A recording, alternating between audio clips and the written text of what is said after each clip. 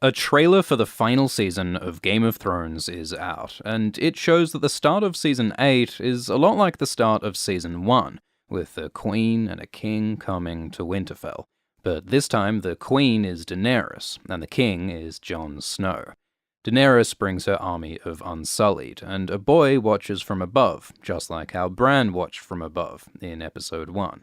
Daenerys also brings her dragons, the first dragons at Winterfell in over 100 years.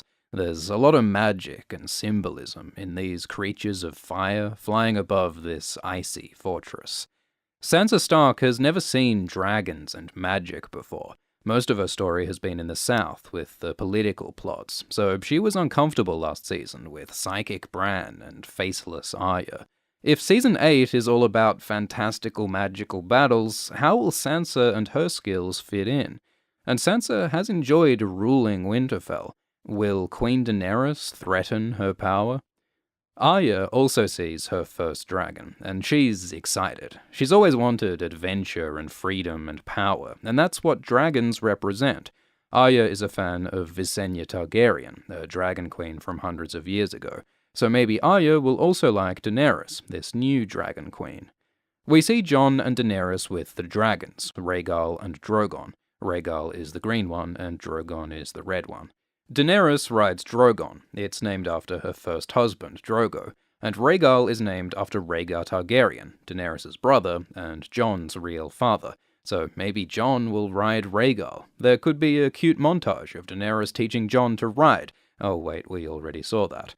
The dragons have a bunch of blackened bones, which was probably their breakfast, but we heard last season that Winterfell doesn't have enough food for its people, so will they be able to feed 2 giant dragons?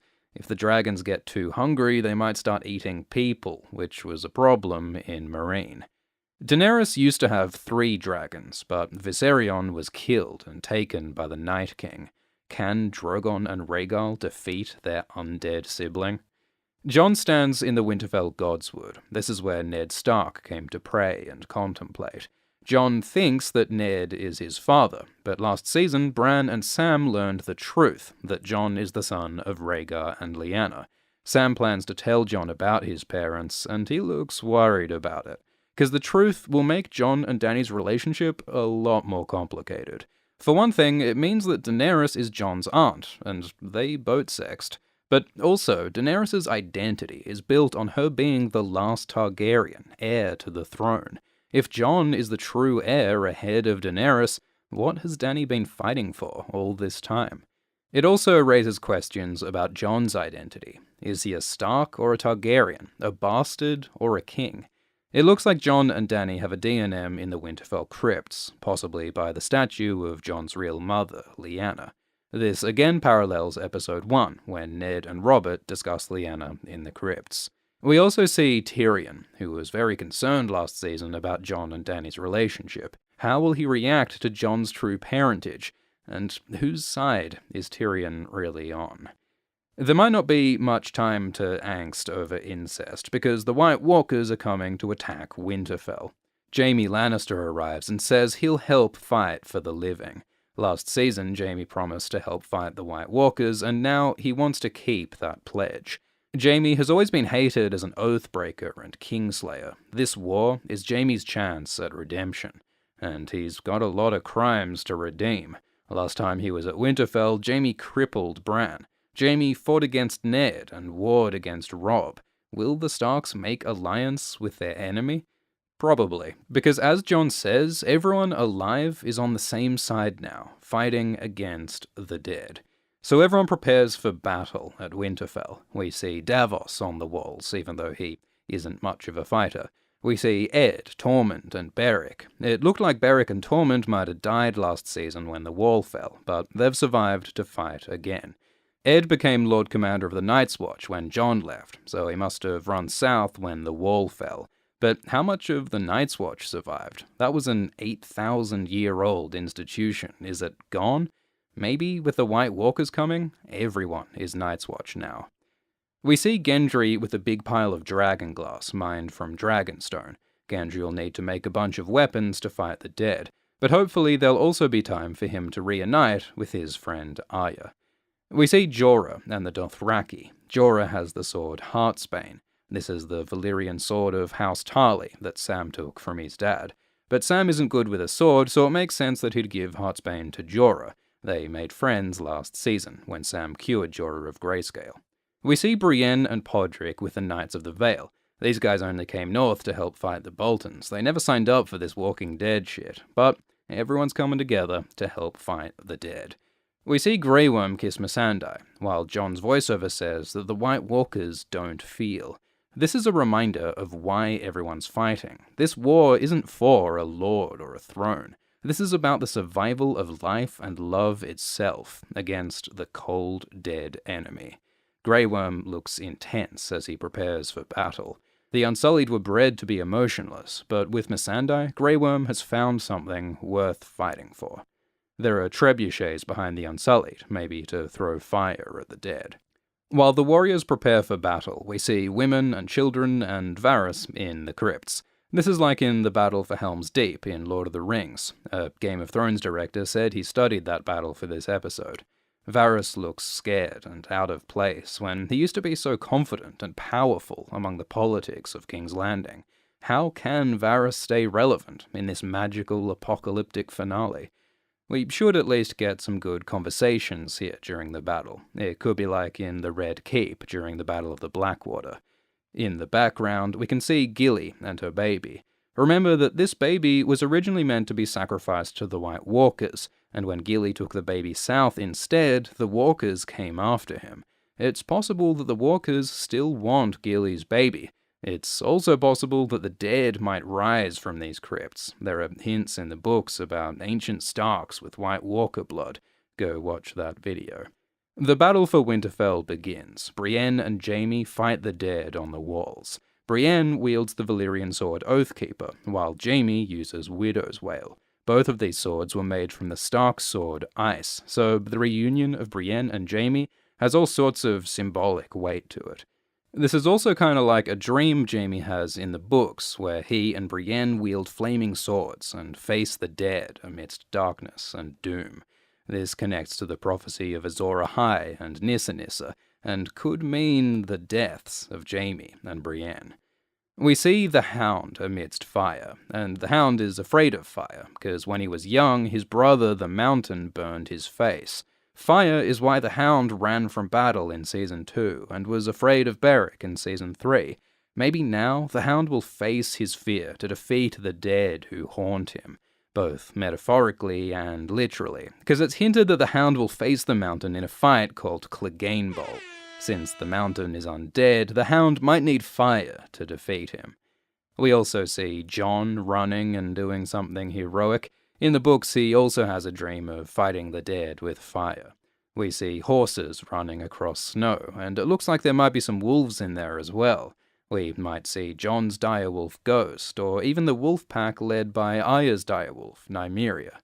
We see Arya doing some sick spin moves with a stick, like the Faceless Men trained her, or maybe it's a dragonglass spear to kill the dead. But her victim here has a lot of blood. Zombies don't usually bleed that much. Remember that the White Walkers can also raise animals, like polar bears, and there are stories of giant ice spiders. The night is dark and full of terrors, and Arya might face them. Arya says, "I know death. He's got many faces. I look forward to seeing this one." Because remember, the Faceless Men taught Arya about the many-faced god, a name for death. The Night King, leader of the White Walkers, is an embodiment of death. He's like a symbol of the people Arya's killed, and maybe of her own death. Arya takes a dragonglass dagger to kill White Walkers, but it looks like things go badly for her. Because the trailer starts with Arya looking scared and hurt in the dark. She's got a wound on her head, and she's running in terror. When was the last time Arya seemed so scared? It looks like Arya is running from zombies, but why is she so afraid if she's got a dragonglass dagger and Valyrian blade? Maybe those zombies were people she knew. Maybe they're dead Starks risen from the crypts, like her mother or her brother. One way or another, it looks like death is catching up with Arya. In Book 1, Jon jokes that Arya will die in the winter, that they'll find her body with a needle locked tight between her fingers. So at Winterfell, almost every character is desperately fighting for the survival of all life. But down in King's Landing, Cersei is scheming to save herself. She's got a shiny new outfit, looking smug and powerful, and she's with her two best friends, the creepy mad scientist Qyburn and the zombie Mountain. Almost everyone else has died or abandoned her, including her lover Jaime. Last season, Cersei sent Euron Greyjoy to buy a mercenary group called the Golden Company, and here they're on Euron's ships, with their leader, homeless Harry Strickland. The Golden Company is said to be the most powerful army in Essos, with 20,000 men, horses, and elephants, so we're finally gonna get some Oliphant action in Game of Thrones. In the books, the Golden Company has a complex plotline involving the Blackfires and a kid called Young Griff. None of that seems to be happening in the show. The company is just here to help Cersei cling to the throne until the bitter end. This looks like Strickland standing before Cersei on the throne with the Mountain and Qyburn, but this character is unclear. Maybe Euron, or the banker Tycho Nestoris, or even Sansa with the red hair? It's hard to tell. In this shot, Cersei looks more vulnerable. She's got sort of a smile, but also tears in her eyes. She's drinking wine, which is weird because last season Cersei said she was pregnant. Maybe Cersei loses her unborn child, and with nothing left to protect, she'll unleash her full fury upon Westeros.